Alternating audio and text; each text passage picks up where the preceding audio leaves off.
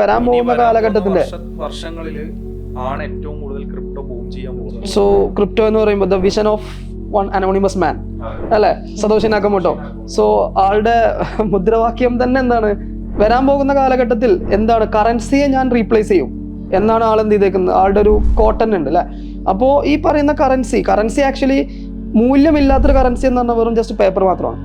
കറൻസിക്ക് മൂല്യം വരുമ്പോഴാണ് എന്ത് വരുന്നത്, ഇതിന്റെ മൂല്യം ഒരു കറൻസിയുമായിട്ട് ഒരു പേപ്പറുമായിട്ട് കൂടുമ്പോഴേക്ക് ഇപ്പൊ നമ്മളിപ്പോൾ ലൈക്ക് എടുക്കുവാണെങ്കിൽ ഇപ്പോൾ ഒരു ഐഫോൺ, ഇപ്പോൾ ആപ്പിൾ ഐഫോൺ മാനുഫാക്ചർ ചെയ്യുന്നു, ആപ്പിൾ എന്ത് ചെയ്യുന്നു, ചിലപ്പോൾ അതിന് മാനുഫാക്ചറിങ് കോസ്റ്റ് ഉണ്ടാവാം.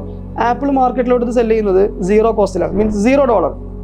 പിന്നെ ആ ഒരു അതിന് വാല്യൂ ഇല്ല. ദെൻ ഞാനതിന് വാല്യൂ കൊടുക്കാൻ നോക്കിയിട്ട് കാര്യമുണ്ടോ, ഒരു കാര്യമില്ല. അപ്പോൾ ഇതിന് മൂല്യം വരുന്നത് ഓൾറെഡി അവരൊരു പ്രൈസ് പറഞ്ഞ് മാർക്കറ്റും വലിയൊരു കാര്യമാണ്, ആൾക്കാരുടെ സ്വീകാര്യത. അതൊക്കെ നേരത്തെ പറഞ്ഞ യൂട്ടിലിറ്റി. ആളുകൾക്ക് ഐഫോണിനോട് യാതൊരു താല്പര്യമില്ല. സ്വാഭാവികമായിട്ടും ആദ്യം ആപ്പിൾ അല്ലെങ്കിൽ ഈ സ്റ്റീവ് ജോബ്സ് പറയണ നേരെ 1 ലക്ഷം രൂപക്കാണ് ആപ്പിൾ ഞാനിപ്പോൾ എന്ത് ചെയ്യുന്നത്, സെല് ചെയ്യുന്നത്. ആളുകൾക്ക് മാർക്കറ്റിൽ ആപ്പിൾ ആവശ്യമില്ല.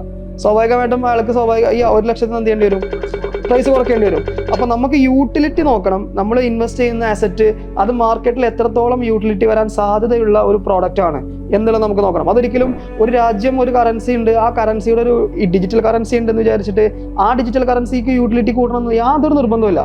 ഇപ്പോൾ ലൈക്ക് നമുക്ക് ഒരു എക്സാമ്പിൾ പറയുകയാണെങ്കിൽ നമ്മുടെ നാട്ടിൽ നമുക്ക് കറണ്ട് ബില്ല്, നമ്മൾക്ക് വാട്ടർ ബില്ല്, കറണ്ട് ബില്ലൊക്കെ നമുക്ക് നമ്മുടെ ഇന്ത്യൻ്റെ ഒരു ഡിജിറ്റൽ കറൻസി ഉണ്ടല്ലോ, ഡിജിറ്റൽ റുപ്പി.